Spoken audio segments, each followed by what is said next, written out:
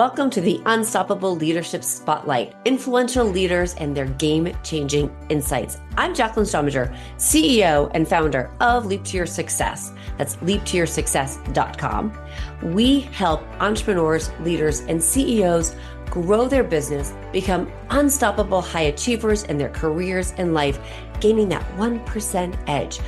We believe every professional has the power within them to leap to their greatest success that not only will impact their life, but the lives of the people they touch. So stick around to the end of the show and we will share with you how you can be our next guest. So stick around for those 15 to 20 minutes and let's be unstoppable.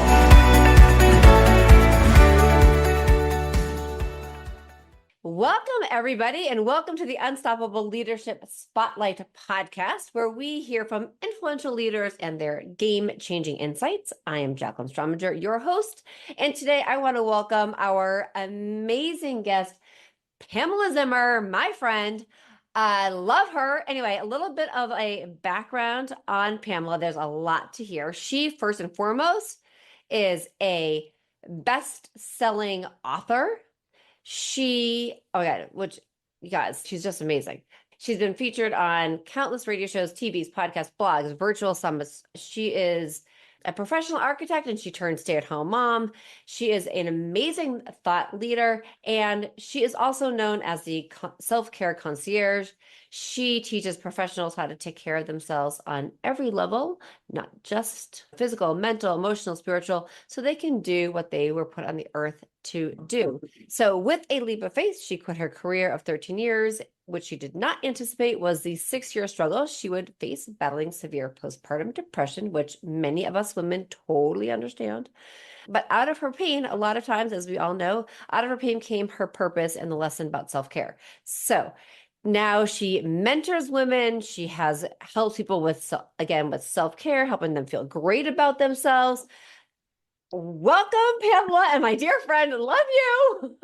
Oh, thank you so much, Jaclyn. I think this is a long time coming. We've been friends for many years, and I think we've both seen each other kind of transition in and out of things. And Yeah. I'm super excited to finally be on your show. Yeah. So thank you for having me. I'm so excited to have you. Okay, so you've done a ton of things, and we shared a little bit about that background, but part of that journey, you had to become the leader within. And so take us through that and how that transformed.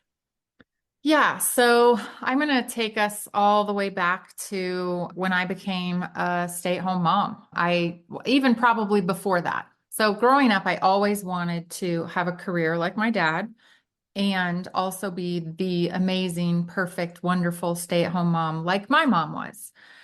I did the career route first because that's just how life unfolded for me. And then when I finally met my husband, Will, and we got married and we were starting to talk about having a family and kids and everything, my heart was just tugging. I really longed and yearned to be that stay-at-home mom.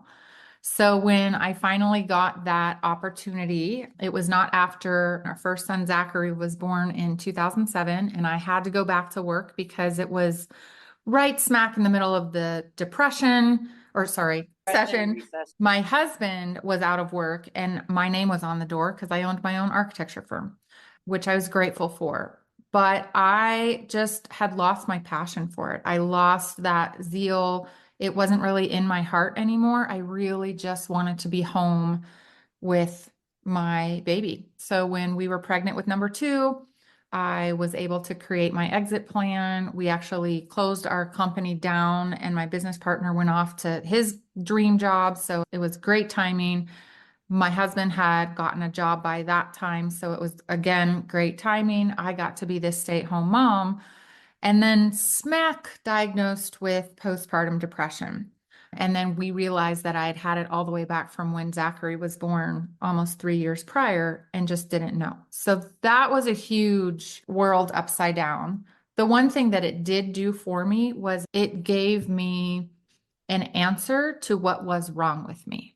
So it was a blessing in disguise. And then 5, 6 years of working through that lesson that I learned, the biggest lesson I learned was about self-care and how to take care of myself. And so I'm getting to your question about the leader within, because that's where I had to discover that I had to lead myself, right? I had to be the one to advocate for myself, to take care of myself. And as many times as people would be like, just go outside, just take a walk, just go do something fun, just this. As someone going through postpartum depression, and anyone else who's gone through any kind of mental illness knows, it's hard to even just get out of bed in the morning, let alone get dressed, let alone brush your teeth or eat or do any of the things that are just common things that we take advantage of now. So for me to be able to advocate for myself and say, first off, say, hey, I need help.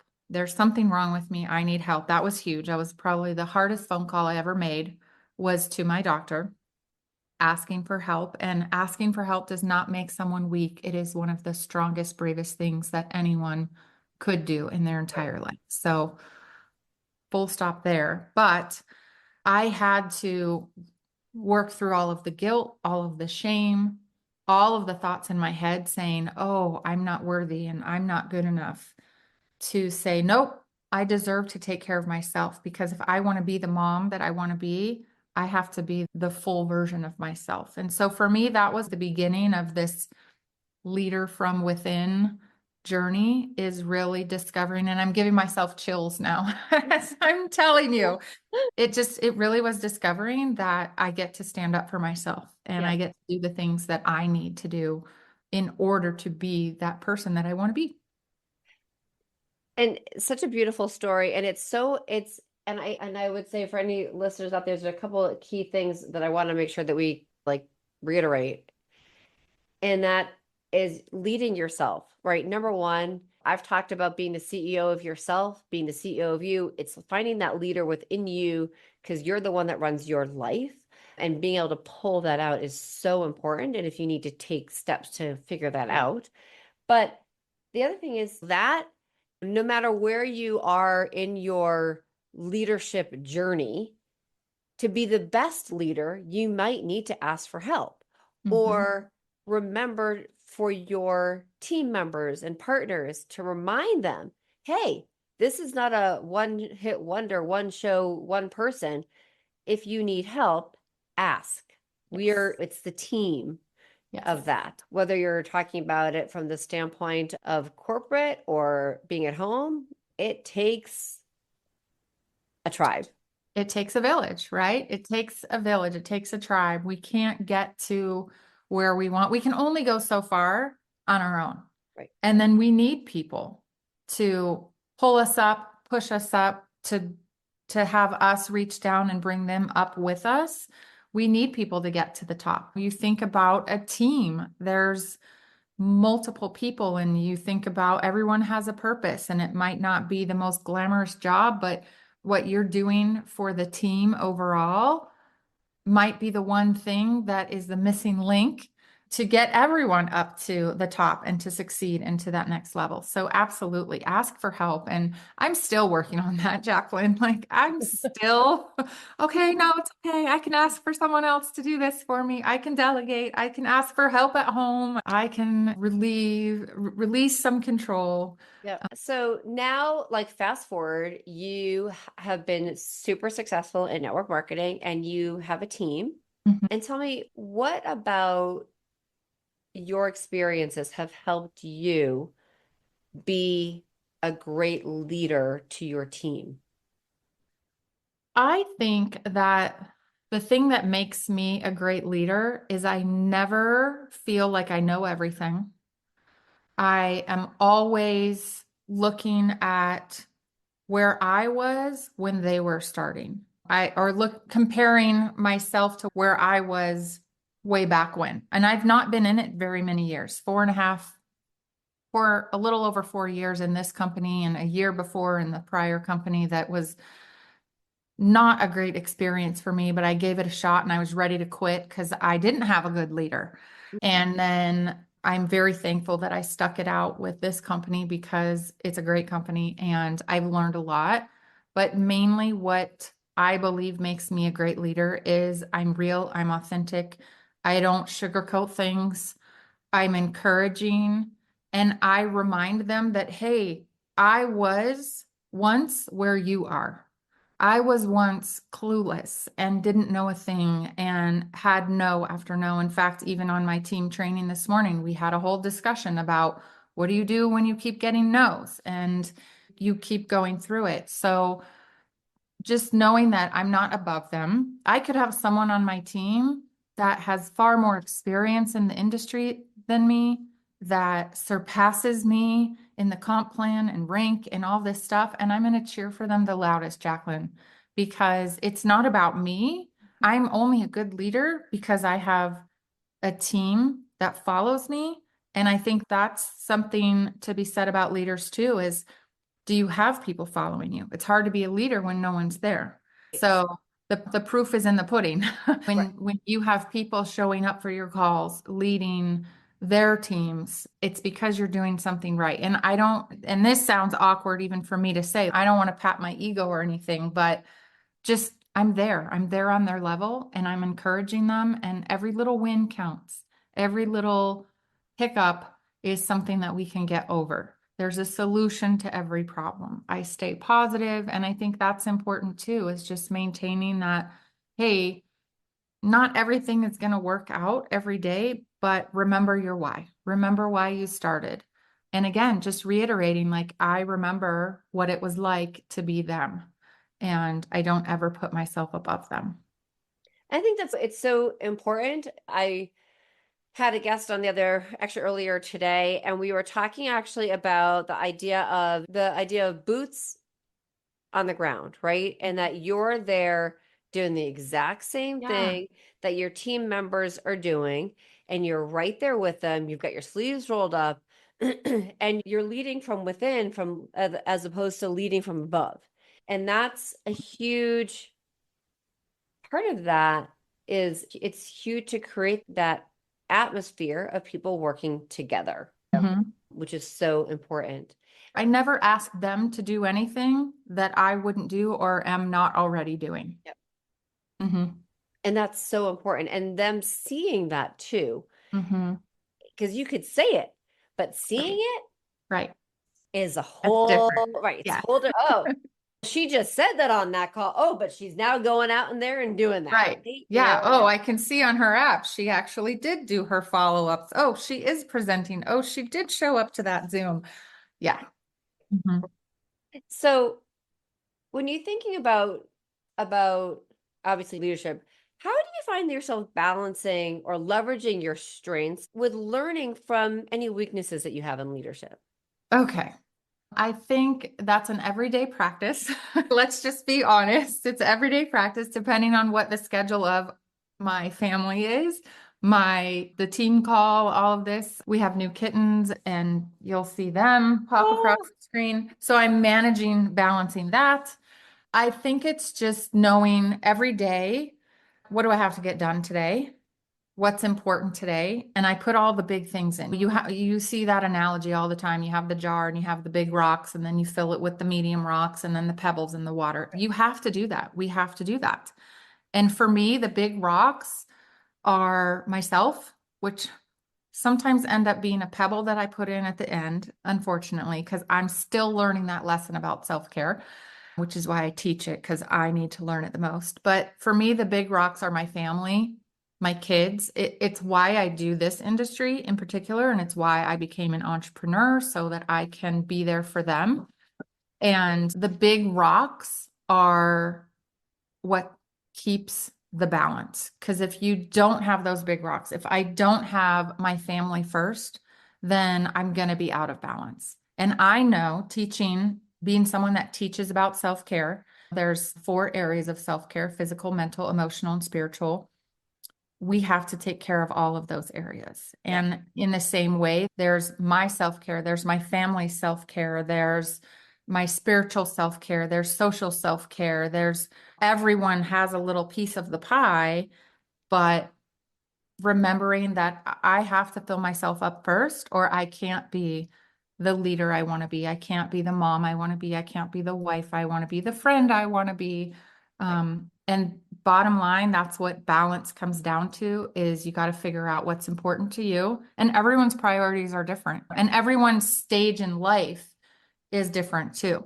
You might have a CEO of a company that is single, no kids, and man, their priority is probably climbing up that CEO corporate ladder, right? Right. Very different to a stay-at-home mom who's just starting something and has two babies at home.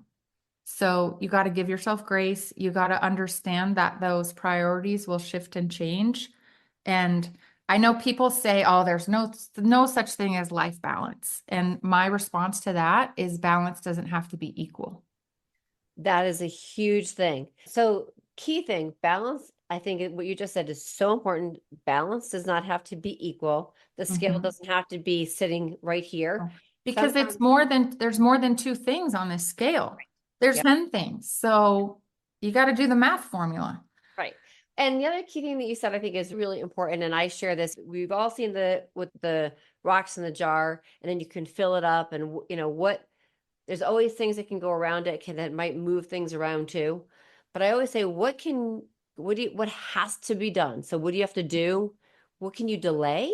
What Hmm. can you delegate? Or what just needs to get ditched? If it doesn't Yes. meet that goal or one of your goals, then it needs to Yeah. hightail it out, right? Right. Yeah.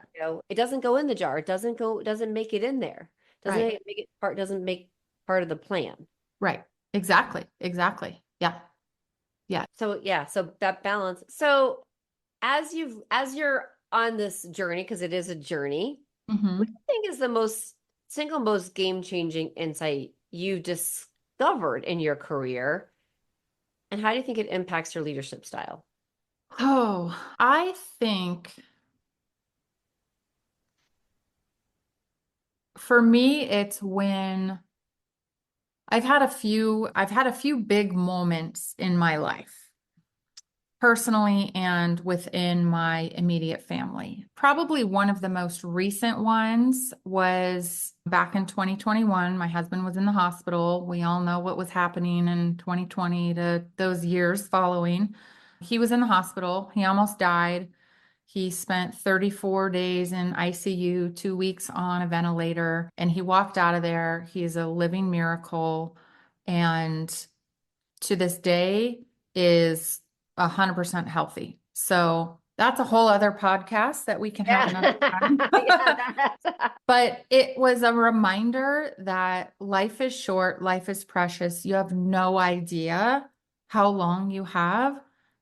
And so when I'm talking to people about my business, I just remember, look, what if I have the answer to their last hope? What if I am the answer to their prayer? Because God forbid if I didn't talk to them and then something happened, but I had what they needed. And again, it could be the product, it could be my book, it could be a speaking opportunity, something I say, just me being there. If I don't reach out, that's so selfish of me because what if they're not there tomorrow? So that experience with my husband was scary. It is a true miracle, but it really just gave me this screw it. What's the worst that can happen? They say no to me. I'd rather they say no to me than they're not there tomorrow because I was too afraid to speak up. And I think just holding on to that and then just remembering that it's not about me. I have this saying called audience of one. So for me, faith is a very big part of everything I do. So for me, audience of one, like I only care what God thinks. And when I'm scared and I'm writing my chicken list down, I just remember, gosh, what would have happened if I was not able to bring my husband home? What would have happened if I didn't share it with Susie, Josh, Joe, Mark? And again, whatever it is, what would have happened if I didn't pick up the phone and just sent a little text like, hey, thinking of you? and it's true. And that time crazy. And it is. Your husband's a miracle. And it makes me think about him. It makes me think about a friend of mine in Boston who was one of the first people to go in to ICU and came out. And there's a couple of things that life is precious. And I think your ability to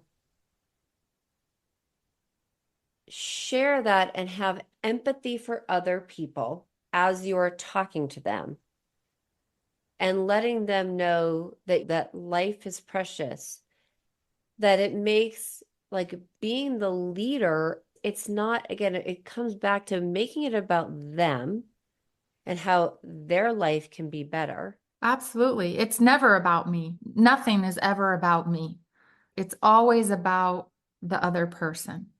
And I always strive to come from a place of, I care so much about you, I can't not share this with you. Yeah.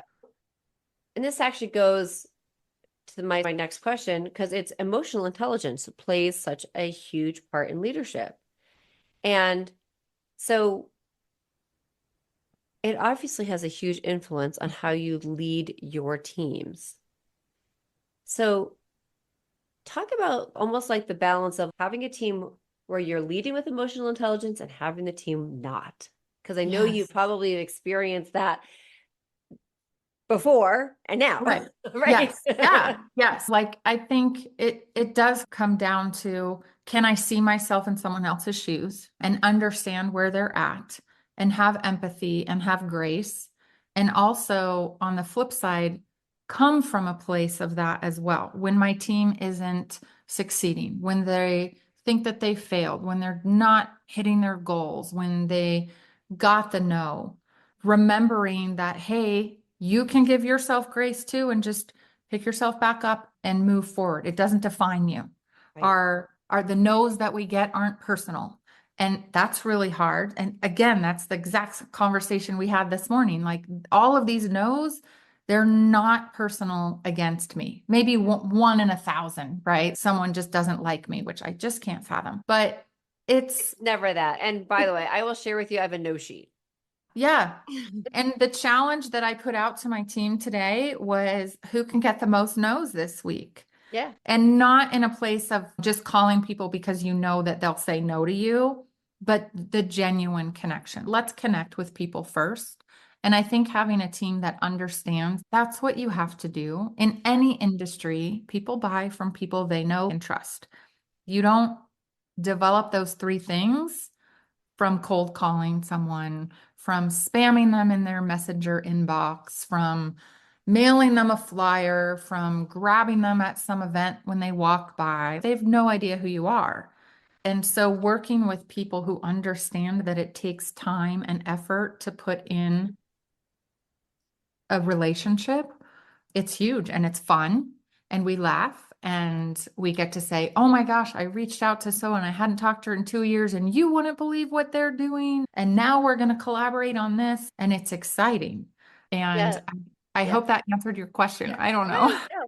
It's the cold call can actually lead to the warm call, which can lead to the Right. friend call. It starts there, but you have, it's not just leading with the pitch. And No. I feel these days we get onto some of the social media platforms and we've connected and all I want to do is have a conversation with somebody and they're like, hey, let me tell you about my Right. blah, blah, Here's blah. my webinar and here's my 6-day retreat. Here's the link to book. Thank you so Right. much. Or, Like, oh, by the way, I can help you with this. I'm like, how do you know what I you don't even know need? I need help with that. Oh, ixnay. Yeah. So speaking of that, where we were talking about before a little bit, as we're talking about whether it's no's, can you share a time when you faced a significant resistance or failure or setback and how you transformed that into a leadership win? Yes. So in this industry, there are several people that are on my chicken list, right? And so If you don't I know what was, a chicken list is, it is the people that you are afraid to pick up the phone to call. yes, yes. And they're human, just like I am, just like you are. They're human beings. So I was challenged by my leader, by my mentor to call your chicken list.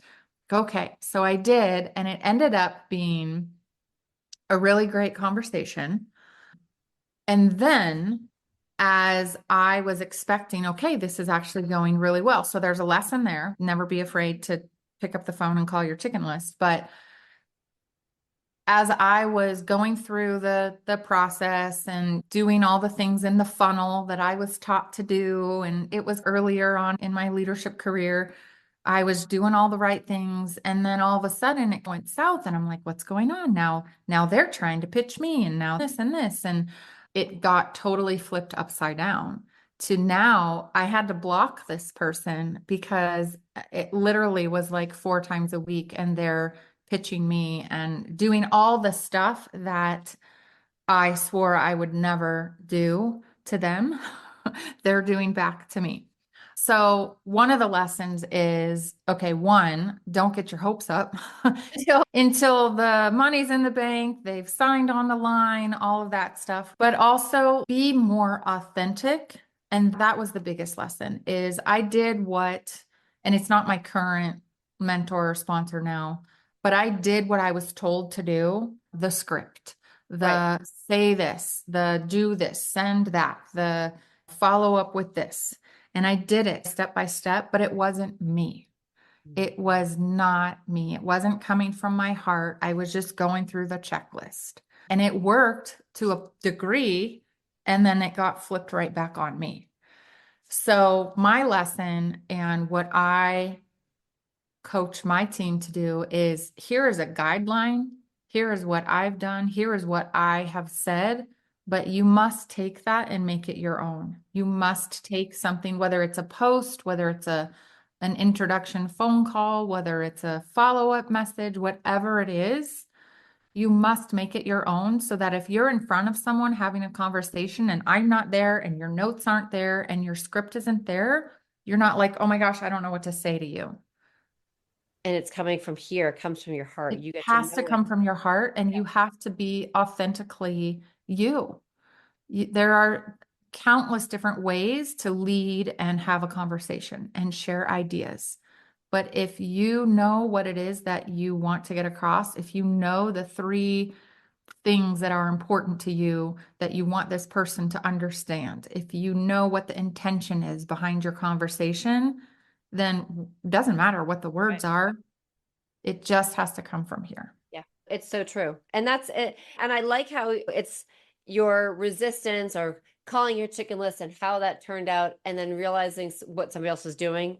And then you get to see, oh, I don't want that. So you really solidifies what you don't want to do. And then just having, and what you said, creating the words that make it you and authentically you. So there is a book, it is a kid's book. So for listeners, if you ever have to figure out and teach knowing what your words are, I love this book. It is called Ellison the Elephant. Mhm. And Ellison the Elephant is all about coming up and making up his own. He can't make the trumpet sound like a regular elephant. And Okay. he ends up going out. He has an imaginary friend, Weasel. Although I question whether it's really an imaginary friend, but Yeah. whatever. He and Weasel go out, and like Weasel helps him come up with his sound. And he ends up making this beautiful trumpet, jazzy, amazing sound. Mm. And all of a sudden, all of the other elephants who teased him because he couldn't make a sound, pushed him away, were like, Ellison, teach us. And Yes. but Ellison knew he made it his own. Yeah. And so anyway, so that's why I'm like, read this book to your Yes. team. It's awesome. Anyway, just I love this book, and they do actually have it. There is a CD for it, and you can also get the video. Like there's probably a YouTube video of it, so you can hear the jazzy sound. Anyway, it's like Hmm. my Hmm. favorite book teaching people that scripts are great to get you started, Started. Hmm. but then you need to make it your own. Hmm. And as a leader too, no matter what we're leading, whether you're leading a Fortune 100, 500, 1,000 company, a call center, whatever, scripts are great, but people have to know that comes from their heart and make it their own. Yeah. And even I'm going to add and expand on that Yeah. too, even leading your family too. We have a 17-year-old and a 14-year-old, and our 17-year-old has a job now, and he needed to ask for an adjustment in his schedule so he could work a morning instead of an afternoon. And he's, what do I say, Mom? What do I say? And I said, what do you want the outcome to be? And he told me, I'm like, okay, what is the current situation? And he told me, I said, then you call and you ask for so and in the so and so department that you're in. And then you just speak, just talk, right? I didn't want to, he's like, can I write? I'm like, no, don't write it down. Just, you know what the situation is. You know what the situation you'd like it to be. You have to be your own advocate. And I think we have to teach our kids earlier and earlier to go be advocates for themselves Yeah. because we're the leaders of our homes, right? As parents, we are the examples. And if we're always spoon feeding them what to say and what to do and how to dress and how to act, and we've got to let them go out and make their mistakes and come back with, oh, I learned this lesson. And oh, it's not so scary calling my supervisor and asking for a shift change. And then I got it. See, you can Right. do it. And I think the other key lesson here is it's also communication. We need Mhm. to teach communication. Leadership is about communicating. We need to know our strengths and our weaknesses. We need to know what matters to us, and we need to be able to communicate with others so that we can share our message in a good way so that we Mhm. can let the other people know what's going on. And so that's a huge, amazing lesson that you've shared with your son. Yeah. And it's a great gift because how many kids are like, they're stuck on their phones and they're just like, huh, I don't know what to say. Yeah. crazy. I'm like, I tell my kids, they'll say, oh, I want to order pizza. Okay, we'll pick up the phone and call. And they're Yeah. like, huh? What do you mean? What do I say? Say that you want to order a pizza. Exactly. What kind of pizza do you want? Right, right. Yeah. But it's some of those things, and I think unfortunately a lot of times with text messaging and so much has happened that we have forgotten in the role as a leader that we need to actually use our words to communicate, Hmm. both to ourselves, to our teams, to the people around us, our clients, and not hide behind texting or emailing. Yes. Like, But it's safe here, it's right? It's safe, right? safe behind our computer and our screen. Yeah. And it's so funny because I know you're like this too. It's, oh, I don't mind being on a screen. I don't mind going live. And, Mhm. but the key thing is like the first time you did it, you're probably, maybe you Oh, I did was it freaking out. right. Like, oh my God, what are people going to think and say and do? Now, who cares? Yeah. You know, who Yeah. Oh, I've gone on hair mess and no makeup or whatever, and just, hey, I have this inspired message that I want to share, and I'm going to share it. And boom, if you like it, great. And if you don't, oh, Yeah, yeah, as I go live at almost like all the time. all Yes. the time Yeah. from my Peloton, sweaty, dripping sweat. Can But you it see? makes you real and relatable and authentic. Yeah, And I think that's the key too, is that we can't just show up when we're polished and perfect and ready, because that's not real life.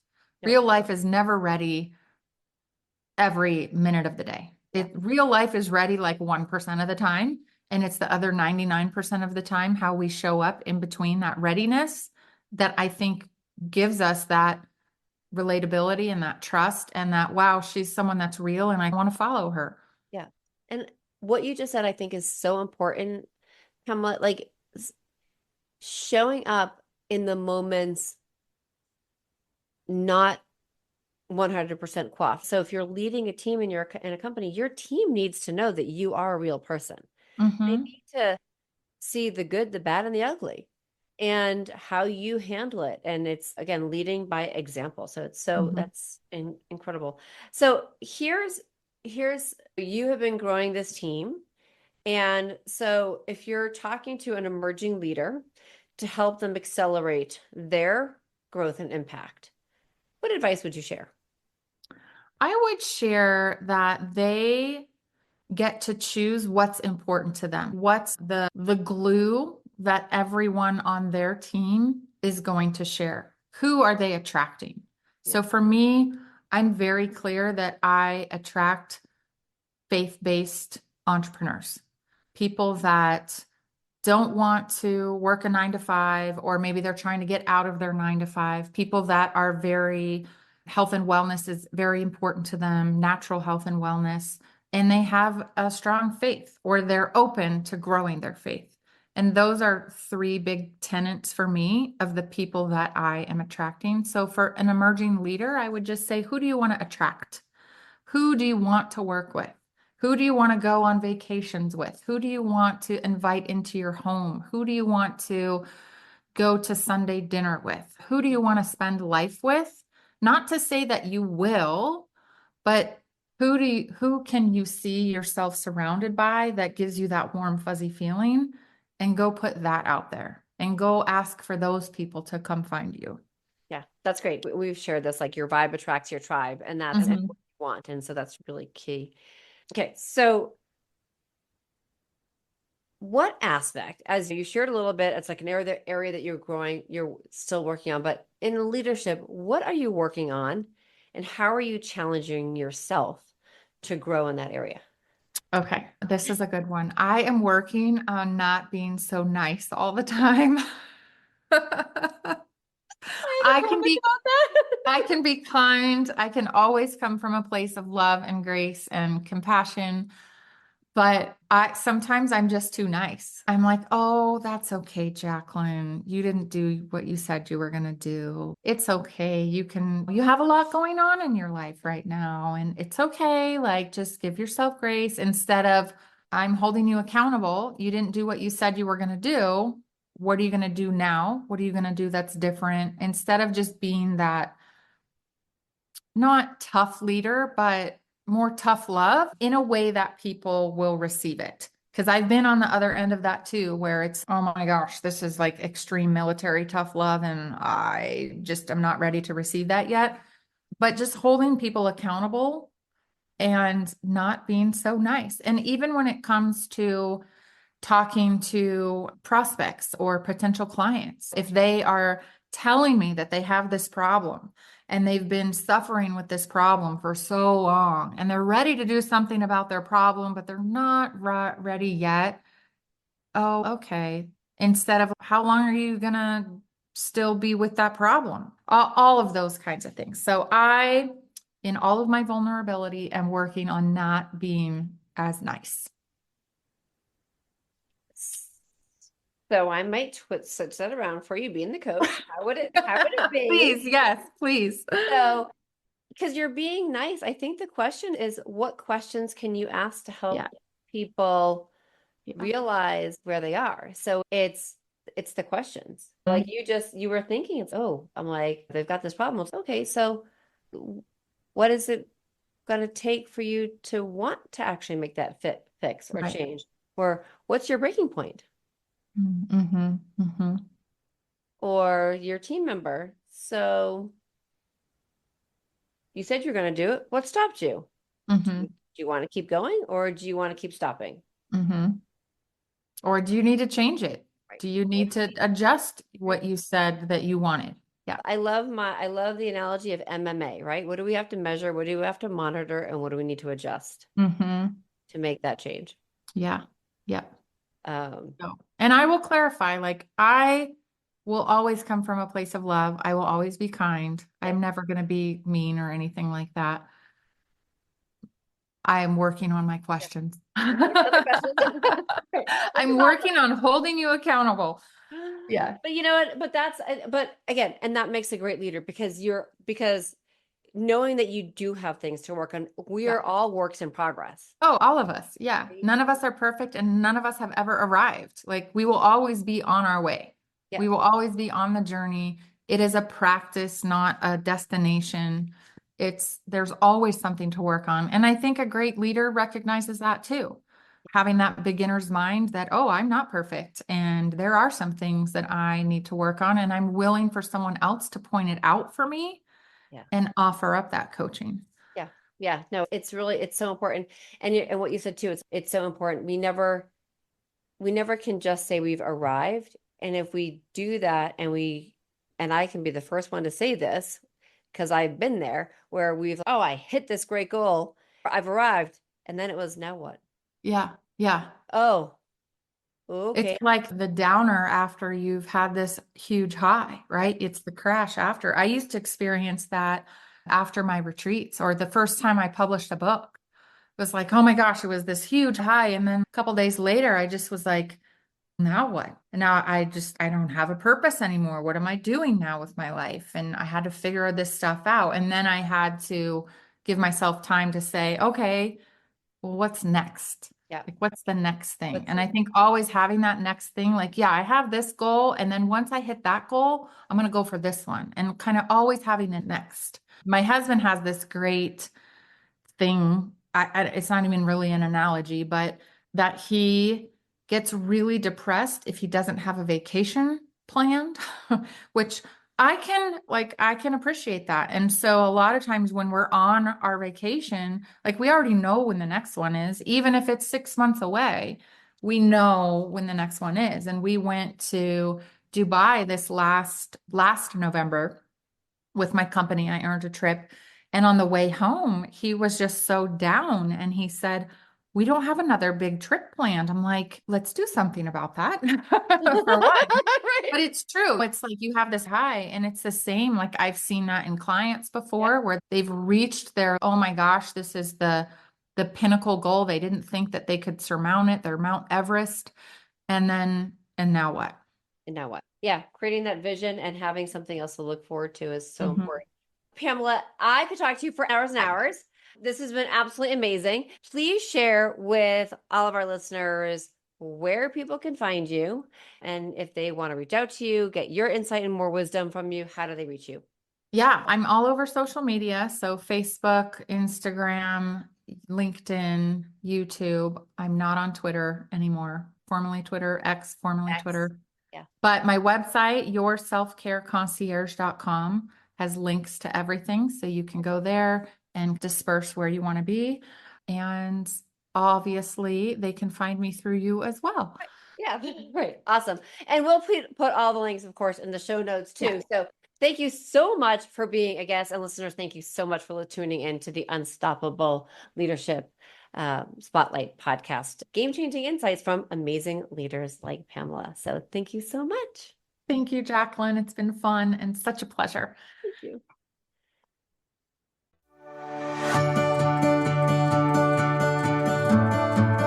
I'm Jaclyn Strominger, and I want to thank you so much for listening to the Unstoppable Leadership Spotlight, Influential Leaders and Their Game-Changing Insights podcast.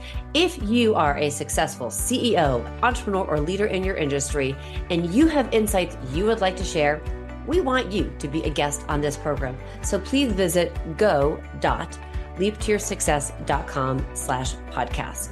And if you have gotten something out of this interview and you'd like to share the episode on social media, just go ahead and take a screenshot with your phone and text it to a friend or post it on socials. If you know somebody who would be a great guest, please tag them on social media and let them know about the show and include the hashtag Unstoppable Leadership Spotlight. I'd love seeing your posts and your guest suggestions. So we regularly are putting out new episodes and content. So please make sure you don't miss any episodes and go ahead and hit subscribe. Your thumbs up, ratings, and reviews go a long way to help promote the show, and they mean so much to me and my team. You want to know more about the podcast or about Leap to Your Success? Just go to the website leaptoyoursuccess.com or follow me, Jaclyn Strominger, on LinkedIn, Facebook, and Instagram. Just plug in my name, Jaclyn, that's Jaclyn Strominger, Strominger, and follow me on all the socials. So thank you so much for listening, and remember, be unstoppable.